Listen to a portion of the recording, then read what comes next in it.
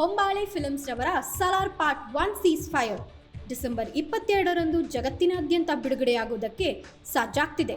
ಈ ಮಧ್ಯೆ ಚಿತ್ರವನ್ನು ದಕ್ಷಿಣ ಭಾರತದ PVR ಐನಿಕ್ಸ್ ಮಲ್ಟಿಪ್ಲೆಕ್ಸ್ಗಳಲ್ಲಿ ಬಿಡುಗಡೆ ಮಾಡದಿರುವುದಕ್ಕೆ ಹೊಂಬಾಳೆ ಫಿಲ್ಮ್ಸ್ ತೀರ್ಮಾನಿಸಿದೆ. ಇಂಥದ್ದೊಂದು ನಿರ್ಧಾರಕ್ಕೆ ಕಾರಣವಾಗಿರುವುದು ಶಾರುಖ್ ಖಾನ್ ಅಭಿನಯದ ಡಂಕಿ. ಈ ಚಿತ್ರವು ಡಿಸೆಂಬರ್ 21ರ ಗುರುವಾರ ಬಿಡುಗಡೆಯಾಗುತ್ತಿದ್ದು, ಸಲಾರ್ ಪಾರ್ಟ್ 1 ಸೀಸ್ ಫೈರ್ ಜೊತೆಗೆ ಕ್ಲಾಶ್ ಆಗುತ್ತಿದೆ. ಎರಡು ದೊಡ್ಡ ಚಿತ್ರಗಳು ಬಿಡುಗಡೆಯಾಗುತ್ತಿರುವ ಹಿನ್ನೆಲೆಯಲ್ಲಿ ಬಹಳಷ್ಟು ಏಕಪರ್ದೆಯ ಚಿತ್ರಮಂದಿರಗಳು ಎರಡು ಚಿತ್ರಗಳನ್ನು ಎರಡೆರಡು ಪ್ರದರ್ಶನ ಮಾಡಬೇಕು ಎಂದು ತೀರ್ಮಾನಿಸಿದ್ರು. ಆದರೆ ಡಂಕಿ ವಿತರಕರು ಮಾತ್ರ ತಮಗೆ 4 ಪ್ರದರ್ಶನಗಳನ್ನು ಕೊಡುವುದಾದರೆ ಮಾತ್ರ ಚಿತ್ರವನ್ನು ಪ್ರದರ್ಶಿಸುವುದಕ್ಕೆ ಅನುಮತಿ ನೀಡಲಾಗುವುದು ಎಂದಿದ್ರು.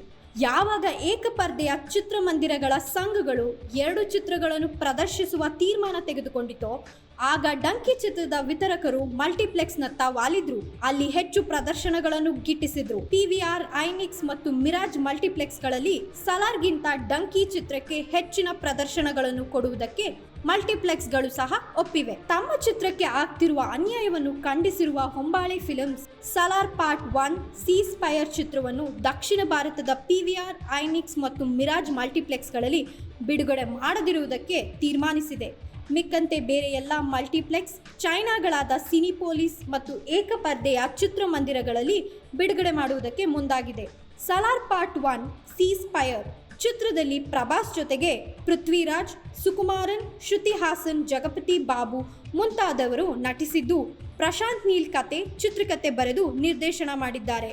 ಹೊಂಬಾಳೆ ಫಿಲ್ಮ್ಸ್ ನಡಿ ವಿಜಯ್ ಕಿರಗುಂದೂರು ಈ ಚಿತ್ರವನ್ನು ನಿರ್ಮಿಸಿದ್ದಾರೆ.